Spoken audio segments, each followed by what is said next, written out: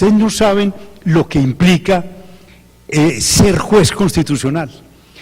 El juez tradicional, y esto hace parte, cuando tú decías ahora que esto es casi un cambio de paradigma, yo lo digo sin el casi, yo traigo esto, es un cambio de paradigma en lo que es una democracia y lo que es una sociedad bajo un régimen de democracia constitucional y Estado social de derecho. ¿Por qué? Porque nosotros, por ejemplo, tenemos un mundo axiológico aquí en esta Constitución, riquísimo, pero absolutamente rico. Se consagra la autonomía de la persona, el libre desarrollo de la personalidad en el artículo 16, pero la igualdad en el artículo 13, y a mí me dicen, ¿y usted está de acuerdo con la igualdad? Clarísimo, ¿le gusta la igualdad? Desde luego. ¿Me gusta la libertad? También. Y si entran en conflicto la libertad y la igualdad, yo no soy capaz de decidir de antemano. Prefiero la libertad y sacrificar la igualdad, o prefiero la igualdad y sacrificar la libertad. Ese es el ejercicio que tiene que hacer Juan Carlos y que hemos tenido que hacer los jueces constitucionales todos los días. Si entran en conflicto esos dos valores, porque si esos dos valores convivieran pacíficamente no habría ningún problema, pero no conviven pacíficamente. Y entonces, en el caso concreto, yo tengo que hacer este cálculo. Si le doy prelación a la libertad, ¿en cuánto sacrifico la igualdad?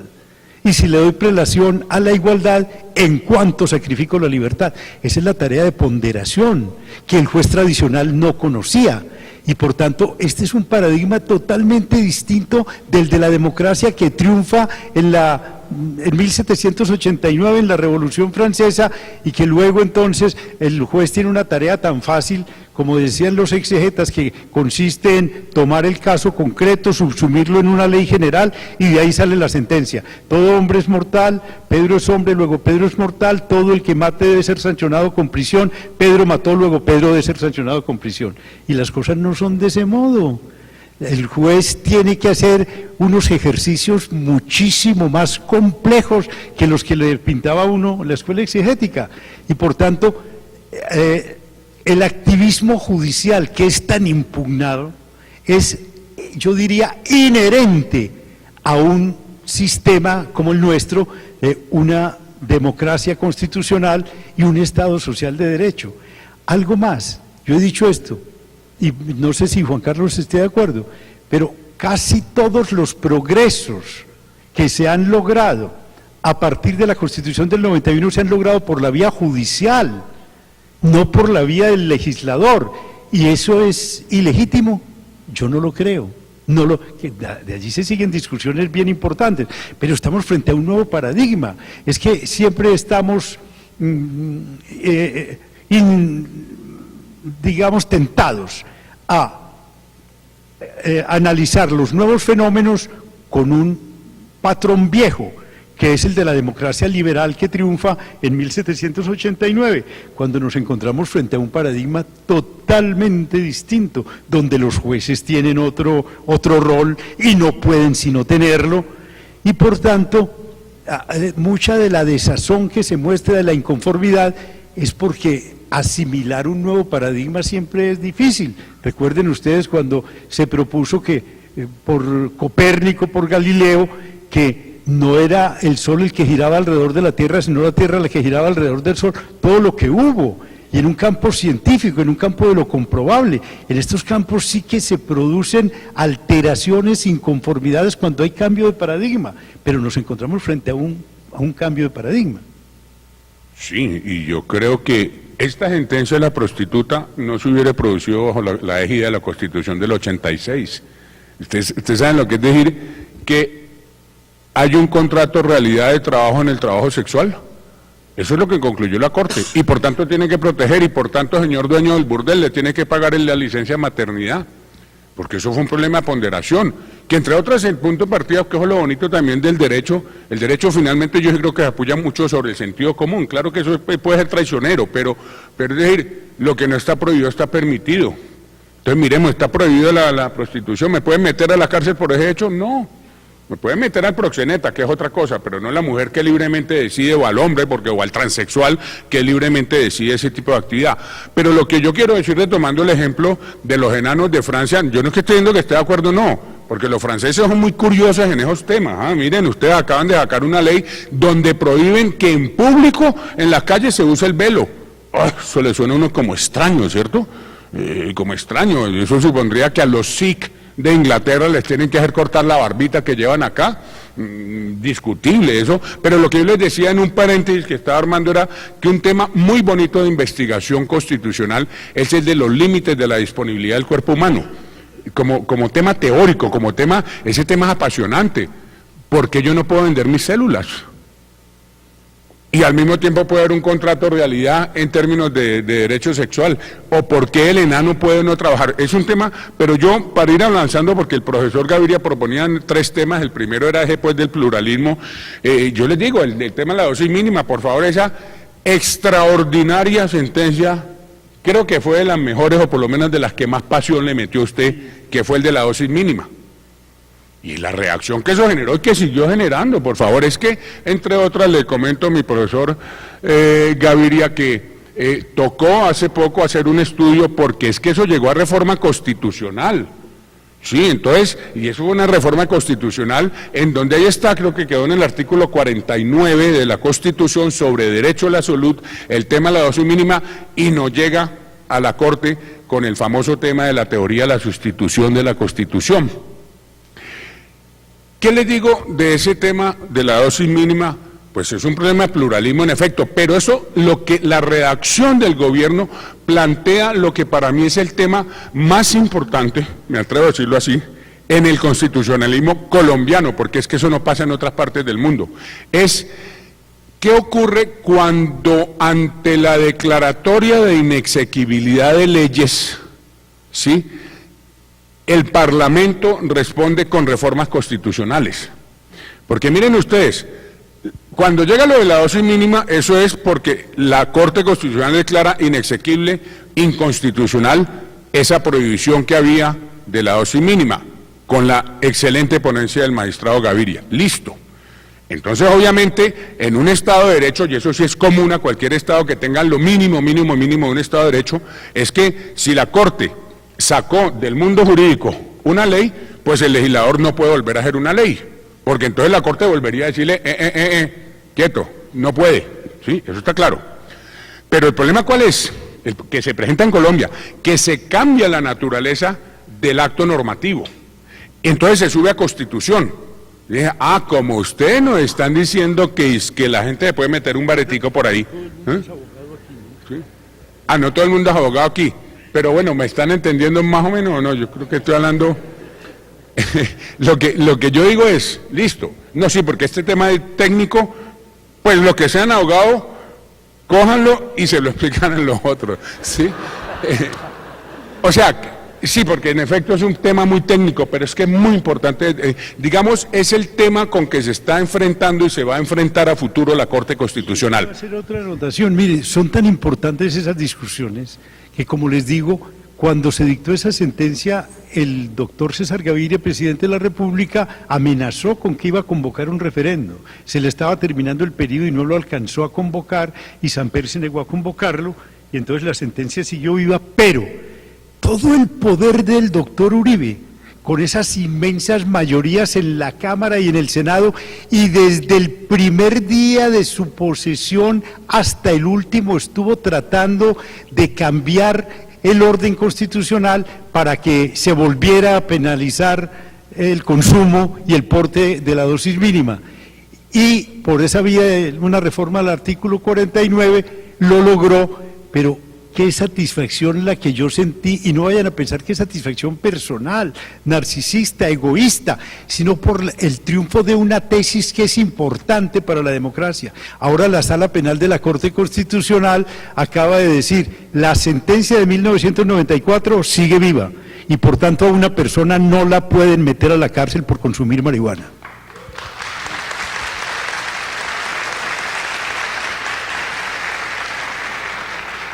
Y para comentarle la semana tal vez antepasada, ante la demanda que hubo del acto de la reforma constitucional de este tema, la Corte Constitucional se declaró inhibida, pero en las partes considerativas precisamente se retoma eso, porque precisamente el acto legislativo de cambio de la Constitución sufrió reveses en el Congreso. Cuando lo presenta el gobierno sí lo presenta duro, ¿sí?, con tribunales correccionales, pero en el Congreso lo fueron diezmando, hasta que quedó que está prohibido, sí, pero prohibido, pero siempre y cuando, sí, el adicto sea una persona adicta, consienta en el tratamiento y no puede tener penas, digamos, de prisión. En ese sentido fue lo que se explicó en toda la parte de esta sentencia. Pero pasemos al segundo tema a toda velocidad, el de los DESC, para los que no son abogados, derechos económicos, sociales y culturales, salud, ¿cuáles son?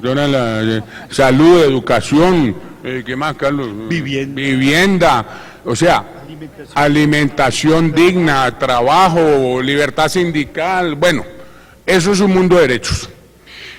Eso es nuevo en la Constitución del 91, eso ni se hablaba en la Constitución del 86. Entonces, eso significa, ¿hasta dónde puedo yo pedir que me den alimentación porque me estoy muriendo de hambre? ¿Hasta dónde puedo yo pedir tener una casita mínima? Es decir, ¿hasta dónde el servicio de salud tiene que ser de tal manera, el de las pensiones tal? Digamos, es un tema bastante importante, pero aquí les digo, en Colombia, es que Colombia es un país muy peculiar en términos de derecho comparado. Colombia es muy raro porque Colombia tiene demasiadas acciones, aquí todo el mundo puede mandar lo que sea. Eso es, todo es público, acción pública de inconstitucionalidad, acciones populares, acciones de nulidad, acciones, bueno, un arsenal de acciones, pero lo que uno sí puede decir claramente es que los derechos económicos, sociales y culturales sí son derechos exigibles en Colombia. Eso no hay duda, porque lo está discutiendo en derecho internacional, pero en Colombia sí lo son, porque aquí la gente puede demandar, ¿sí?, demandar porque el agua le está saliendo mal en su barrio y tiene acciones. Tiene acciones, la acción popular, por ejemplo, acción de grupo clase, o la acción de tutela que por trampolín llega a proteger ese tipo de derechos. Entonces, lo primero para decir, esa discusión no vale la pena ni que la demos aquí, porque es que sí es un derecho subjetivo. Ahora, ¿cuál es el punto que es lo que es interesante y lo dejo simplemente como reflexión teórica? Acciones populares, entonces uno dice, es que al pueblo de Manzanillo no le está saliendo el agua, o no tiene agua, o le está saliendo contaminada. Exijo, señor juez, que ordene al alcalde de que pongan un acueducto o un filtro Pimex, y eso se puede hacer o por popular o por acción de tutela, listo. Y el juez lo da. En múltiples casos, construya hospital, construya acueducto, el juez, que eso viene al tema que decía el profesor Gaviria ahora, hasta dónde el juez, ¿cierto?, ha, digamos, incrementado la protección de derechos de manera notable. Uno dice, sí, eso es cierto, pero, que es un tema de discusión, Carlos, ¿hasta dónde eso no muestra, lo hago como pregunta, un designio fatal de la democracia colombiana? Me explico. La judicialización de los conflictos políticos, de los conflictos de bienestar de los ciudadanos, en desmedro de la politización de los mismos, puede ser peligroso para una democracia. Me explico. En un país donde hay una democracia más sólida, si no hay agua en mi barrio, eso vuelve un problema político. La gente sale a la calle y se le rebota al alcalde. ¡Ey, alcalde, cómo así que el agua y que tal y que la escuela y que la cosa! Aquí se vuelve un problema judicial, ¿sí?, de un abogado que mete una demanda. Entonces, ¿hasta qué punto, es un tema de reflexión, hasta qué punto esa judicialización que ha soportado el sistema colombiano va en desmedro de la politización sana que tiene que tener una sociedad? ¿Sí? Porque es que aquí todo se vuelve acción popular. Todo se vuelve acción de tutela con efectos intercomunes, pues no todo, exagero obviamente, pero demasiado. La reflexión que yo me hago es esa. Respuesta, como dirían los creyentes, ni tanto que queme al santo, ni tampoco que no lo alumbre. Es decir, vamos por pedazos, porque en efecto, ¿qué es lo que ocurre? Este tipo de actuaciones judiciales desde el extranjero son vistas como una manera muy rara, precisamente por eso. Uno llega a un congreso internacional y dice, nosotros en Colombia, los jueces de la Corte Constitucional, le ordenamos al alcalde que haga un hospital. Entonces todo el mundo se queda como lelo. ¿Qué? ¿Ustedes los jueces le ordenan a un alcalde? Sí, nosotros lo hacemos.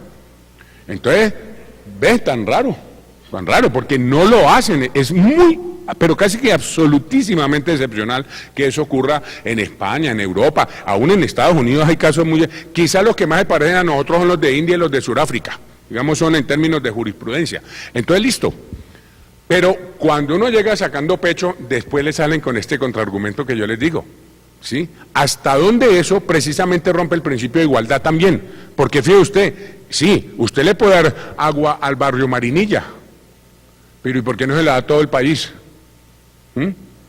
O sea, coronó Marinilla, en desmedro de los vecinos. ¿Y será que el juez podrá resistir la orden de decir, dele acueducto con agua perfecta y limpia a todo el país? No, el caso no ha llegado.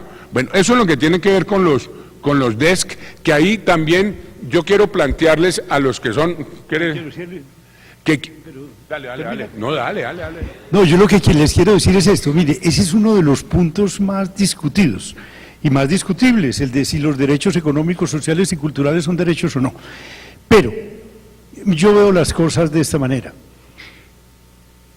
Les decía que lo que se llama ahora el neoconstitucionalismo, de lo cual la Constitución colombiana es una buena muestra, aun cuando alrededor de eso hay demasiadas discusiones, yo veo las cosas de este modo. No puede generalizarse la discusión y decir, como se dice, fíjese que esta Constitución consagra es que los derechos económicos, sociales y culturales, y la de Alemania no. ¡Qué realidades tan distintas! En Alemania no hay gente aguantando hambre, ni hay gente que carezca de vivienda, ni gente que no se puede educar. Entonces los derechos económicos, sociales y culturales tienen aquí una dimensión, una trascendencia y una importancia que allá no tienen. Y por tanto, les digo lo siguiente, cuando se consagran los derechos económicos, sociales y culturales, se está recogiendo, ni más ni menos, que una crítica que se le hizo a la Revolución Francesa y a las llamadas libertades burguesas desde el comienzo, y tú lo sabes, Juan Carlos, especialmente desde el marxismo, que decía, mire, mientras se proclaman esas libertades, pero se proclaman libertades que son inanes, vacías. ¿Por qué? Porque todo el mundo tiene derecho a expresarse libremente, pues aquí a gritar posiblemente, pero a acceder a los medios, que es la manera de expresar eficazmente una opinión, eso no existe, ¿cierto? Todo el mundo tiene derecho a transitar libremente por el territorio nacional. Y si yo necesito ir a hacerme un tratamiento a la clínica Valle de Lili, pero no tengo con qué pagar el pasaje a Cali, entonces, no, ese es un problema suyo. El neoconstitucionalismo en estos países atiende a una observación de esas que es de sentido común, y por tanto, si vamos a construir el sujeto de la democracia, tenemos que ser conscientes de que para que una persona en realidad decida libremente como se quiere en una democracia, es preciso que no aguante hambre, es preciso que no sea manipulable, es preciso que no tenga que vender el voto, y por tanto que los derechos económicos, sociales y culturales y su vigencia van a ser como un presupuesto para que esas otras libertades sí puedan tener vigencia.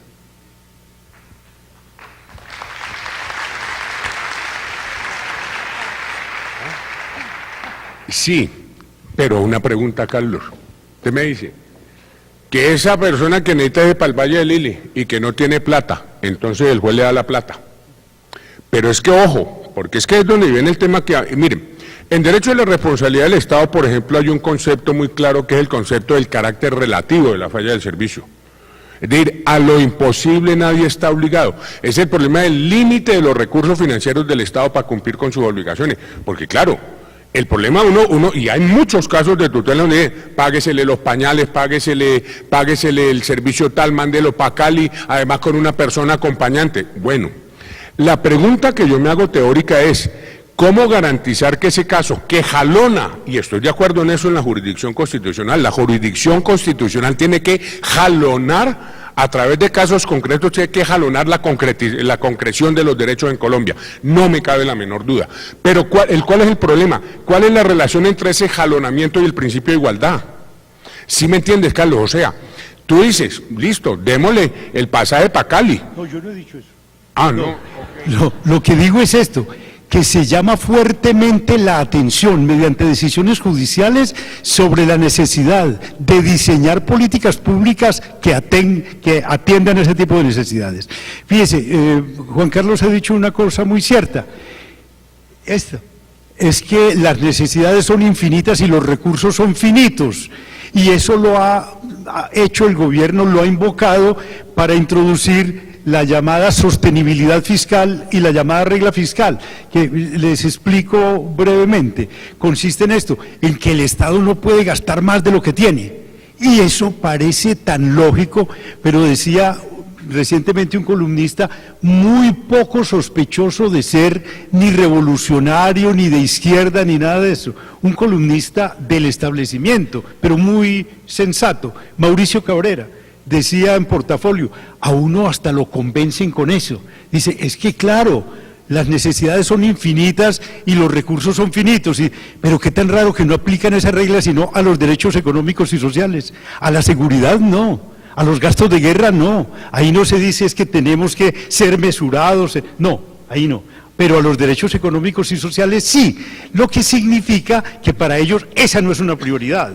Y cuando se establece un Estado como el Estado social de derecho, lo primero que tienen que entender los órganos del Estado es que eso implica necesariamente un cambio de prioridades en el gasto.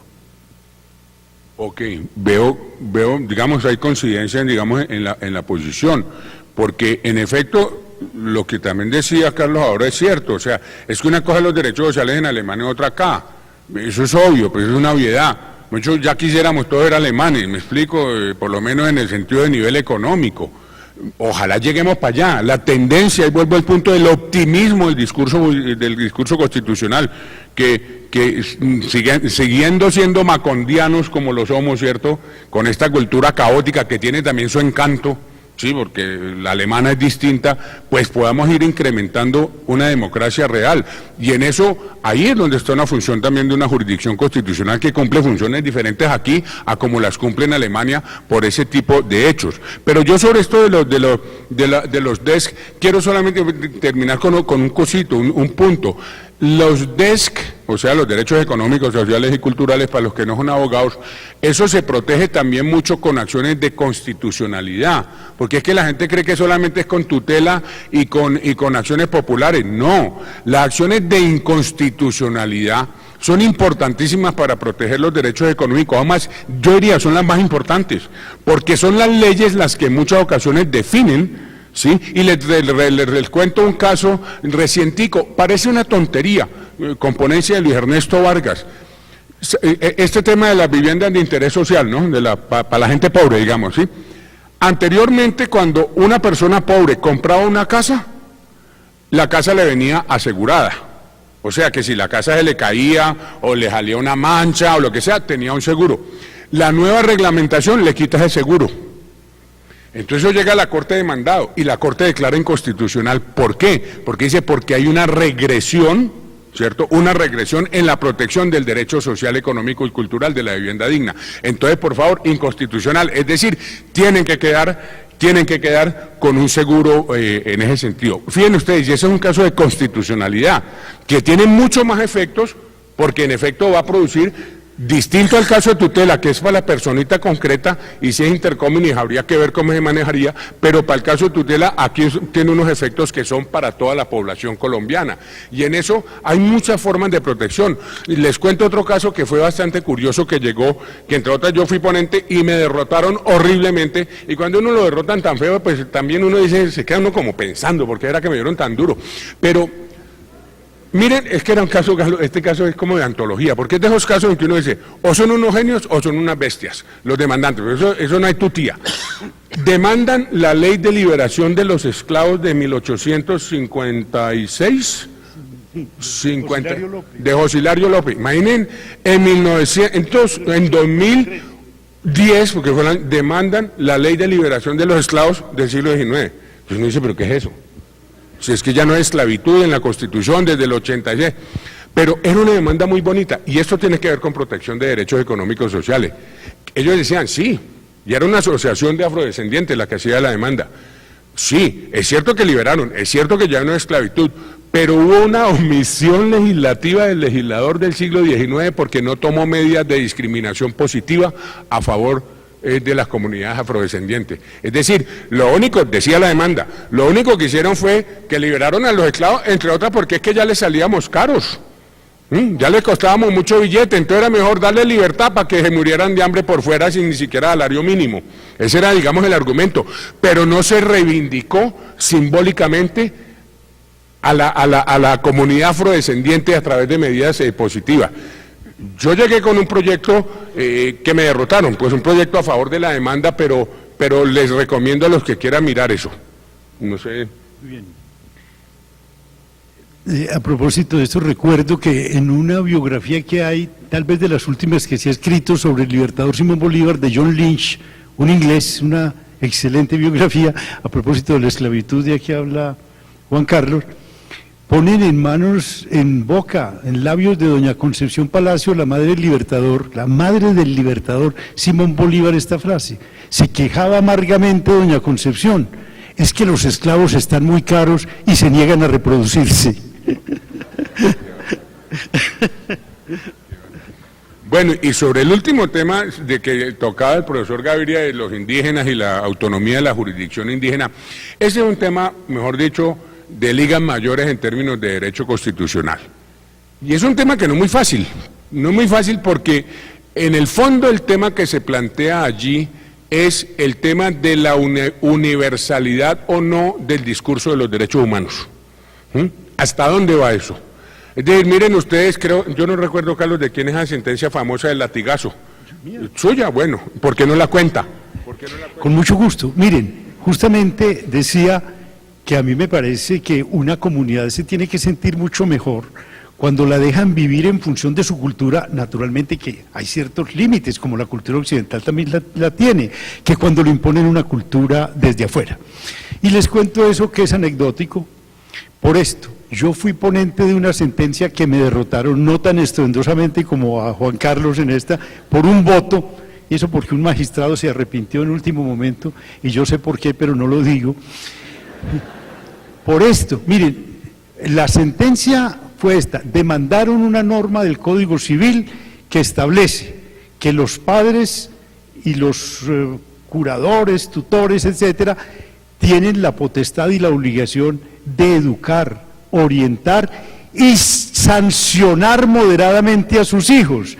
Y yo dije, eso tal vez bajo la Constitución del 86, sancionar es lo mismo que castigar. Y resulta que la Constitución del 91, en el artículo 49, dice que toda forma de violencia está excluida de la familia. Sancionar es una forma de violencia, desde luego. Es un llamado muy lindo de la nueva Constitución, que es una Constitución que apunta hacia la paz. A los hijos hay que educarlos, no castigarlos. Se castiga, se doma al animal, a la persona humana se la educa. Naturalmente es mucho más fácil castigar que educar. Entonces yo redacté esa sentencia con una emoción, con tanta ese proyecto de sentencia como la de la dosis mínima, pero me la derrotaron por un voto. Yo considero que se ha debido enviar un mensaje claro: la violencia no puede servir para educar, y aquí se sigue apelando a la violencia para educar. Muy bien, entonces mi propuesta era esa, no me lo aceptaron y yo me siento muy frustrado por eso. Pero luego, fíjense, llegó a la Corte un caso de los países que utilizan el látigo, el azote, el fuete para determinadas conductas, y yo fui ponente y declaré que era legítimo el uso del látigo entre los países. Entonces dirán, pero qué contradicción. De ninguna manera. ¿Por qué? Lo primero que hice fue averiguar cómo se practica el látigo, el fuete dentro de los países. Mire, ¿qué significa para ellos? Y esto es muy importante porque es un diálogo del derecho con la antropología. ¿Qué dicen los antropólogos sobre eso? ¿Cómo es la vida de los países? ¿Cuál es su cultura? Y además, consultando con los propios países. El látigo para ellos es como el rayo, que purifica a una persona, y por tanto, cuando esa persona ha incurrido en una conducta que daría lugar a que lo excluyeran de la comunidad, para seguir viviendo en la comunidad se tiene que purificar, y la purificación es mediante el látigo, pero ¿practicado de qué manera? Y sobre eso hay jurisprudencia del Tribunal Europeo de los Derechos Humanos. Una persona de blue jeans, que generalmente como ahora se visten los indígenas, en la plaza pública le dan 10 veces con un lazo en las piernas. Eso no significa tortura, eso no es tortura. La comunidad tiene derecho a proteger un bien, como la convivencia, y la convivencia con personas que no sean impuras de acuerdo con su concepción, y por tanto utilizar el fuete de esa manera. Digo que el Tribunal Europeo de los Derechos Humanos tiene jurisprudencia sobre eso, porque en el caso de un niño de la isla de Java, que fue azotado, y de qué manera lo extendían sobre una mesa, le ataban los pies y las manos y le daban con una vara hasta que le sangrara la espalda. Eso es tortura. Juan Carlos introduce un tema que es muy importante, la universalidad de los derechos humanos. Cuando se habla de la universalidad de los derechos humanos, y se sigue hablando de la universalidad de los derechos humanos porque son como verdades, así como las verdades matemáticas que rigen en todo tiempo y en todo lugar, eso se ha ido moderando con el diálogo intercultural. El Tribunal Europeo de los Derechos Humanos, no cabe pensar en una institución más claramente occidental que esa. Sin embargo, dice, no se puede exigir que todos esos derechos de la tabla nuestra rijan en todas las comunidades, sino únicamente aquellos que mayor consenso intercultural han ganado. O sea, es confrontando una cultura con otra, y entonces llegan a esta conclusión, pero no de manera caprichosa, sino con estudios antropológicos que han llegado a esa conclusión. A toda comunidad hay que exigirle que respete estos derechos: el derecho a la vida, el derecho a no ser vendido, el derecho a no ser torturado. Pero, por ejemplo, el debido proceso, Juan Carlos, ¿cierto? El debido proceso hay que respetarlo, pero el debido proceso en las comunidades indígenas no es el mismo debido proceso que entre nosotros. Si se exige en las comunidades indígenas la ley escrita, ya se está occidentalizando a la comunidad indígena. Ellos juzgan en función de sus costumbres, de sus hábitos, que no están escritos. Y yo fui también ponente de una sentencia que se refería a la comunidad en Vera Chamí, ¿cierto? Y en esa comunidad en Vera a una persona la juzgaron en ausencia porque se fugó después de que lo habían apresado y le habían impuesto una pena de 10 años por un homicidio, y se fugó y le pusieron 20. Entonces, tutela por falta de debido proceso. Hicimos el estudio de qué había ocurrido y se llegó a esta conclusión. Dentro de esa comunidad le dan una gran importancia al acuerdo entre la familia de la víctima y la familia del victimario. Y dicen, esta es una comunidad muy belicosa, y cuando hay un homicidio, entonces se desata una cadena de homicidios de los de la familia de la víctima contra los del victimario, y estos responden. Entonces uno pregunta, ¿y no es legítimo que busquen la paz por otro medio? En este caso, ¿por qué habría que decretar la nulidad de esa sentencia producida por la comunidad indígena? Porque él no estaba presente y no lo oyeron, así como para nosotros hace parte del debido proceso. El derecho de defensa, para ellos más importante que el derecho de defensa personal de la persona acusada, es el acuerdo entre la familia del victimario y la familia de la víctima. Y por tanto, si esa es su concepción, para nosotros se satisfacía el debido proceso. Naturalmente, esto no es tan sencillo. Yo nunca presento esas sentencias como logros, esto es así. No, son sentencias que abren una discusión. Pero yo pienso, Juan Carlos, yo te doy la palabra enseguida, nos estamos alargando demasiado, me parece, ¿cierto, Bernardita? Sí. Y el mensaje que quería darles es es un hecho, que la Constitución de 1991 es una Constitución mejor que la de 1886. ¿Mejor en qué sentido? Que nos propone pautas de conducta y pautas de convivencia mucho más razonables que las que se nos proponían dogmáticamente, autoritariamente en la Constitución de 1886. Y por tanto, que esta Constitución es valiosa, que hay muchas promesas incumplidas, desde luego. Y lo que más me gusta es esto, que una Constitución mucho más democrática, mucho más participativa, mucho más libertaria, mucho más ambiciosa en derechos, en garantías, en libertades, se hizo de esa manera en función de un objetivo, la paz. Porque si nos preguntamos qué era lo que la gente quería, cuando solicitaba desde los más diversos sectores una reforma constitucional, es que no tenemos paz. Y el constituyente nuestro, en lugar de seguir esa especie de tic que existe entre nosotros, que cuando vivimos situaciones dramáticas decimos, aquí lo que hace falta es mano dura, una dictadura, dijo no, aquí lo que hace falta es democracia, que no hemos tenido democracia, más participación de la gente, más derechos, más maneras de ejercer los derechos para que no sean una mera forma vacía.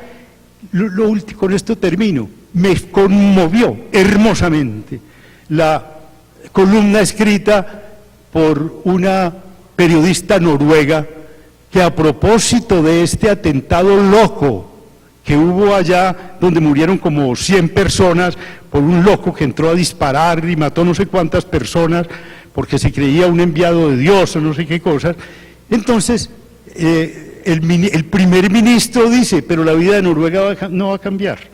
Y esta niña, esta periodista, Taxdal, creo que es el apellido, escribe un hermoso artículo donde dice, es que nosotros decidimos ser vulnerables y a pesar de estos hechos tan graves, no vamos a recortar la democracia, sino que la vamos a ampliar y vamos a seguir desarmados, porque así debe vivir una comunidad digna, que nos ataquen si quieren, pero nosotros decidimos ser vulnerables.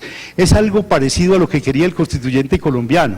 Si queremos que haya paz en Colombia, no es con dictaduras y con mano dura como se logra, sino reconociéndole a la gente más derechos y dándole más ocasiones de participar. Muchas gracias.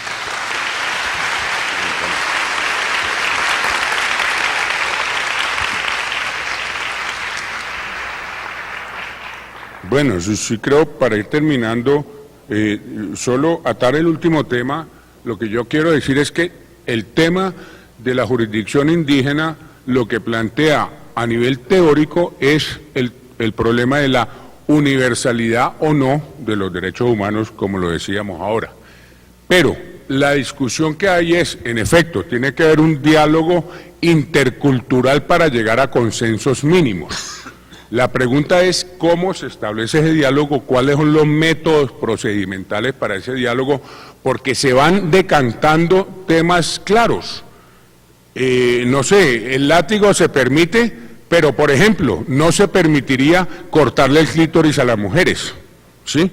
Como hacen algunas comunidades. Entonces la pregunta es, ¿puede la comunidad africana X que tiene el hábito milenario de cortarle el clítoris a las mujeres, de que eso sea un derecho o no? ¿Y por qué sí y por qué no? Ahí es donde les digo que se da el debate de la universalización, porque en los temas donde uno diga no es tan grave, pues listo, ok, que se den un latigazo, que se lo den, pero ya cuando uno pasa a otros temas que son categorías más occidentales, fíjense ustedes, son categorías más occidentales, la tortura, ¿sí? Es una categoría, veían estos días en el periódico también de otra práctica que hacen con unos palos en los senos de las mujeres, no sé si ustedes vieron, para aplastarlos a las adolescentes para efectos de que no le crezcan, para que no sean objeto de deseo sexual para los varones. ¿Eso es tortura? No es tortura. Yo creo que a la luz de la jurisprudencia colombiana eso sería prohibido, sería proscrito, pero sigue de todas maneras el debate del diálogo intercultural y hasta dónde va un lado y hasta dónde al otro. Para ir concluyendo solamente yo les quiero decir, es un placer haber estado hoy aquí y estar en esta mesa con la profesora Pérez, con el exmagistrado Carlos Gaviria, y como presidente de la Corte Constitucional yo les puedo decir, Simplemente nosotros creemos en el discurso constitucional, nosotros creemos que el discurso constitucional y la función de la Corte está claramente demarcada por la Constitución del 91 como un factor, quizá de lo más importante, de generar una consolidación democrática en este país. Gracias.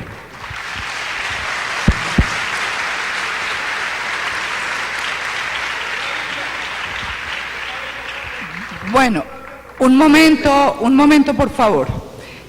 Vamos a cerrar, vamos a dar la oportunidad a unas muy breves intervenciones por razones de tiempo.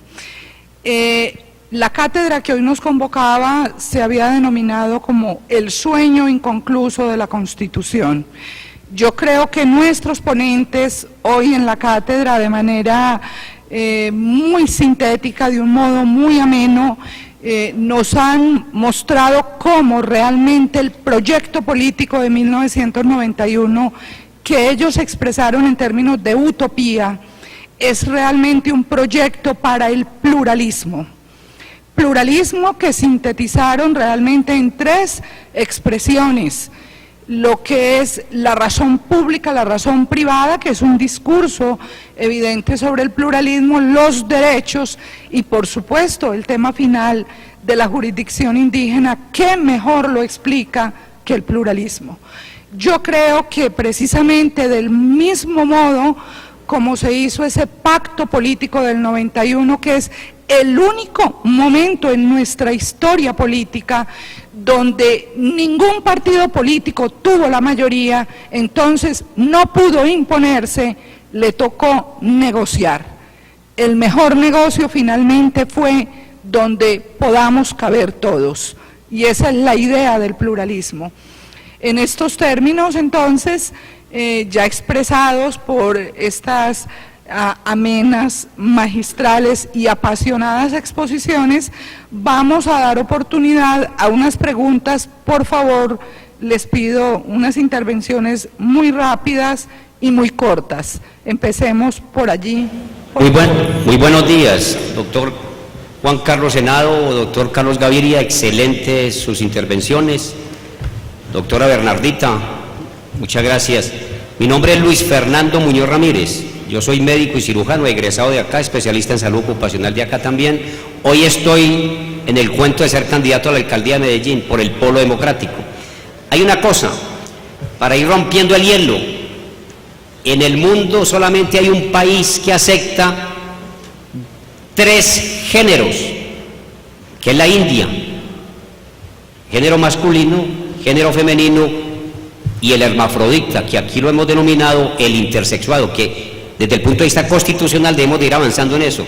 Pero aquí me preocupa es hoy la ley, cómo se está violando el artículo 69 de nuestra Constitución política, que es la autonomía universitaria, que a la par está el aspecto de la ciencia.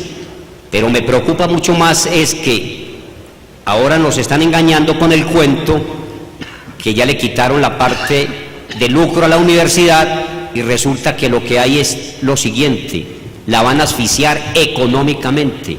Artículo 86, artículo 87 de la nueva reforma a la ley 30 de 1992. Desde antemano les digo, estoy en desacuerdo con esa reforma, pero sí tenemos que plantear una reforma, y creo que el doctor Carlos Gaviria Díaz me apoya en eso, en el sentido de que haya autonomía financiera, autonomía administrativa, y estamos proponiendo del 3% que plantea el gobierno, que es el 3% por encima del índice del precio del consumidor, que sea del 10%. ¿Por qué? Hoy hay un déficit de 700.000 millones de pesos de las 37 universidades públicas, y con ese 3% solamente tendríamos 400.000. Si tenemos el 10%, podríamos pagar el déficit y sustentar la universidad, para que la universidad sea gratis. Y lo otro, que haya cogobierno, o sea, la participación de estudiantes, profesores y trabajadores y directivas en el gobierno de la universidad. Muchas gracias.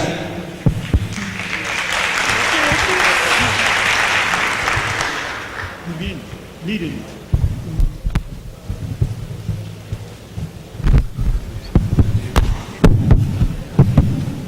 Una de las características de la Constitución del 91 es que es una Constitución autonomista. Fíjense, las constituciones anteriores no consagraban ni la autonomía personal como un derecho expreso, como está en el artículo 16 bajo la forma del libre desarrollo de la personalidad, ni la autonomía de las comunidades indígenas, ni la autonomía de las regiones, como se proclama hoy, ni la autonomía universitaria. Pero ¿qué ocurre? Muchas de esas autonomías siguen siendo todavía meramente formales, y muy especialmente la autonomía universitaria.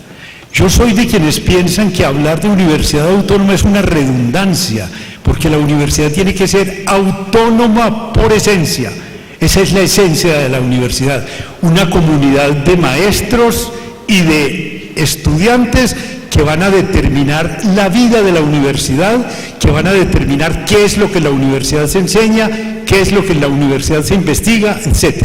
Ayer hacía una reflexión parecida ante un congreso citado por la FEU, la Federación de Estudiantes Universitarios Colombianos. ¿En qué sentido?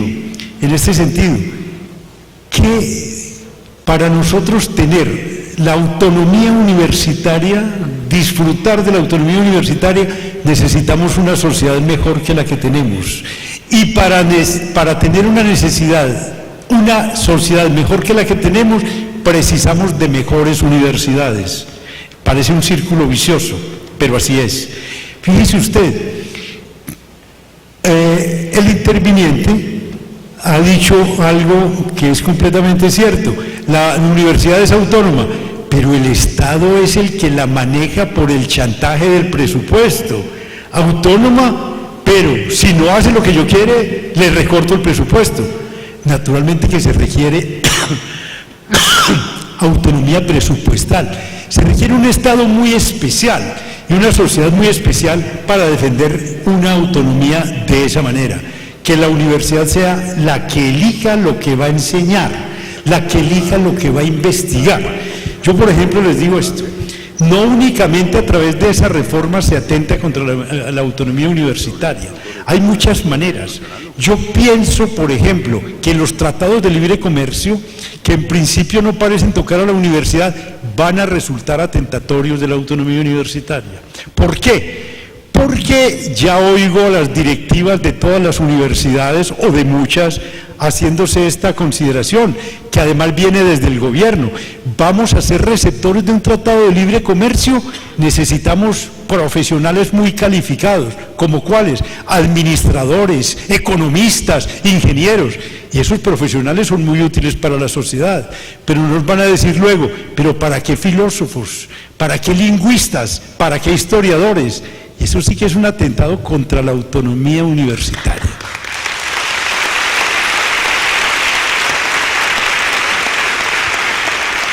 Yo pienso que la universidad tiene una raíz eminentemente humanística, y fíjense la paradoja: nacen en el siglo XII y en el siglo XIII en Europa, en un momento eminentemente teológico, pero con una raíz humanística fundamental. Su compromiso es con el saber, no con otra cosa.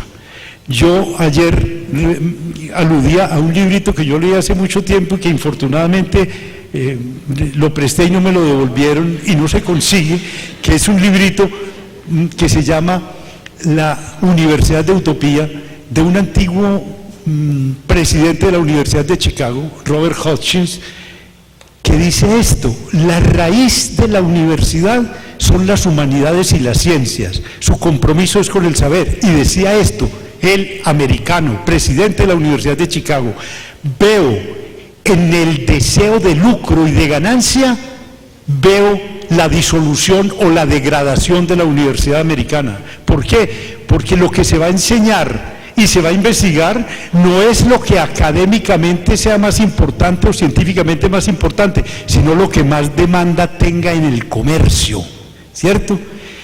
Me parece que el ejemplo que les cito de los tratados de libre comercio viene como anillo al dedo.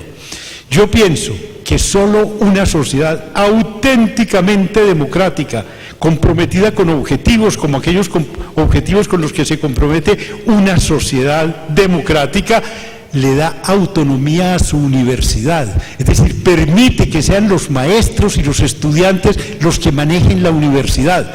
Eso nosotros lo tenemos todavía muy lejano. Lo que ocurre es que nosotros jugamos con las palabras y naturalmente es muy bello decir que la universidad es autónoma, pero a mi juicio, y con esto no estoy implicando a las directivas, a la manera como el país funciona, las universidades no son autónomas, y en la pregunta que se ha formulado está incluso la respuesta: ¿qué autónomos van a ser si existe el factor tremendo de presión presupuestal? Si las universidades no hacen lo que el gobierno quiere que ellas hagan, entonces las universidades se mueren por inanición. Naturalmente que ahí estaría de acuerdo con Juan Carlos Henao en el sentido de que no es mediante una tutela como eso se logra, sino mediante manifestaciones políticas en defensa de la universidad y en defensa de la autonomía universitaria.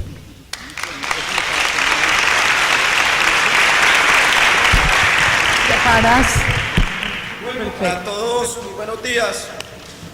Me atrevo a dirigirme a todos ustedes, a los doctores, que son los sabedores y los conocedores de las leyes que rigen este país. Lastimosamente, escúcheme doctor, el del medio, lastimosamente hay muchas mentes muy eruditas, muy preparadas para poder decir el artículo tal, la ley tal, etcétera, etcétera. Pero lastimosamente en este momento el factor común es la parte humana. O sea, ¿quién quiere dar ejemplo?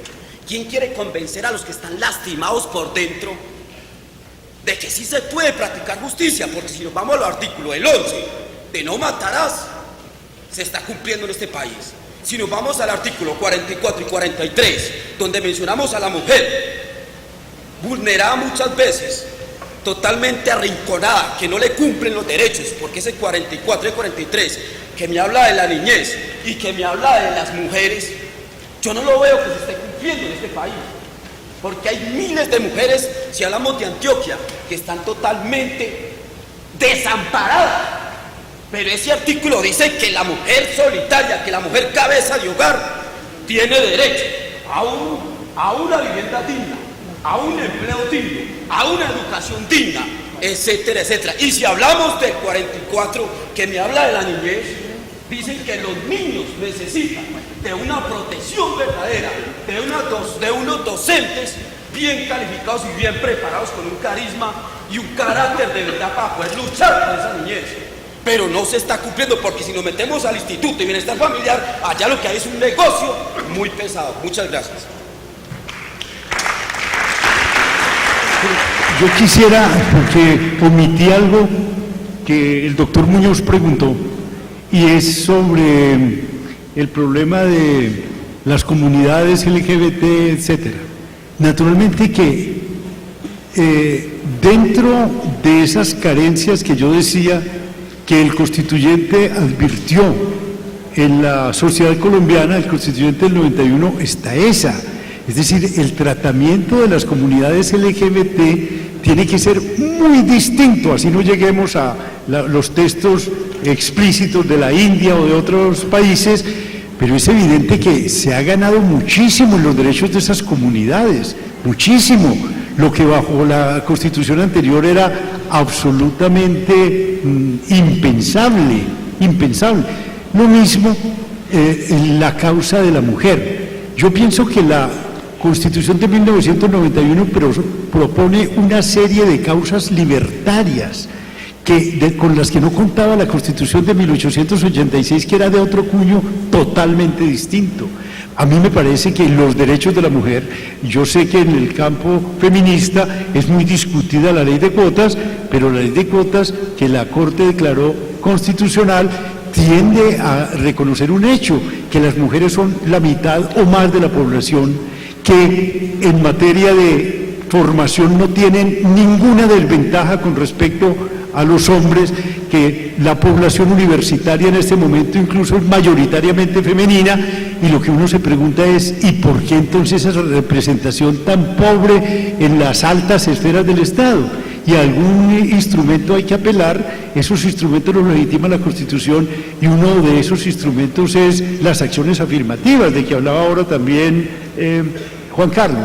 Fíjense ustedes, la Constitución de 1991 no le podemos exigir que lo haya cambiado todo y que lo cambie de un día para otro. Algunas cosas se han cambiado. Yo pienso que, lo que les decía ahora, la sociedad que esta Constitución propone es mucho más razonable, más justa, más equitativa, mejor, más humana que la que proponía la Constitución de 1886. Sí. No, con respecto a la intervención última que se hizo, pues hombre, ¿qué le puedo decir? Obviamente, y con eso fue que empezamos la intervención, tanto el doctor Gaviria como yo. No se trata de decir que el discurso jurídico concreta y le da topos a la utopía, porque eso es mentira, eso está claro. Pero eso no significa que cada estamento, la universidad, los políticos, deben ir en una dirección, ¿sí? Y es algo que tiene que ser de todo el mundo, así es que avanzan las sociedades. Ahora, en lo que tiene que ver con la Corte Constitucional, yo sí sigo creyendo que ha sido un factor de consolidación democrática del país, no solamente la comunidad LGTB, las prostitutas, la jurisdicción indígena. Bueno, ustedes saben lo que la Corte Constitucional, digamos, ha hecho, que obviamente no tiene ni siquiera por función tampoco de tener la baguette mágica de volver todo democrático, todo igual, pero es un camino que creo que vamos hacia adelante, y ahí es donde yo hablo del optimismo constitucional. Miren, un dato, le voy a decir una cosa, yo sé que falta, por favor, el 90% si quiere, para que las cosas mejoren, pero ya llevamos el 10%, entonces depende de cómo usted lo mire.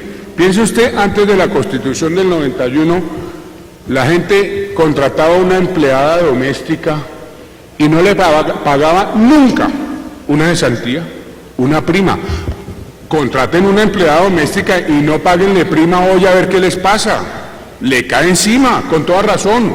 Entonces sí hay cambios de cultura, hay cambios, la gente ya sabe que tiene más derechos. El que contrata una empleada doméstica y no le pone la seguridad social, ¡pum!, le cayó encima la tutela, la demanda laboral, etcétera. Y eso hay un incremento de la cultura jurídica, que es una de las culturas que hay que aumentar, así como la política también. Y ese incremento es el que debe perseverar, y para eso sirven foros como este, en donde vengan personas, usted nos dice eruditos, cosa que yo otras dudo, y simplemente tenemos una función para cumplir, y por lo menos sí tenemos claro en la cabeza que es lo que estamos cumpliendo. Y le voy a decir, miren, en el país se están presentando 40.000 tutelas al mes, en promedio. Eso es un mundo. 40.000 tutelas. ¿Eso qué significa? Que más o menos están presentando 500.000 al año. Y si ustedes ponen a ver 500.000 tutelas al año, es un mundo de gente. Porque es que son 500.000 tutelas, pero cada tutela, hagan esta cuenta, cada tutela, mínimo hay 4 personas metidas, mínimo. La mujer, el hijo, el primo, el sobrino, el amigo, alguien que sabe, ve, Carlos, voy a meter una tutela porque es que imagínate que no me pagaron la cesantía, lo que sea, no importa, o me tienen discriminado en tal cosa, me echaron del trabajo siendo mujer embarazada, las 57.000 hipótesis que nos llegan. ¿Eso qué está significando? Los usuarios de la justicia, solo de la tutela, estamos hablando como de a ver, si son 500.000 más o menos, estamos hablando de 40.000 por 10, como 500.000, estamos hablando de unos 2 millones de personas al año. Eso es democracia, y en eso es que hay que perseverar.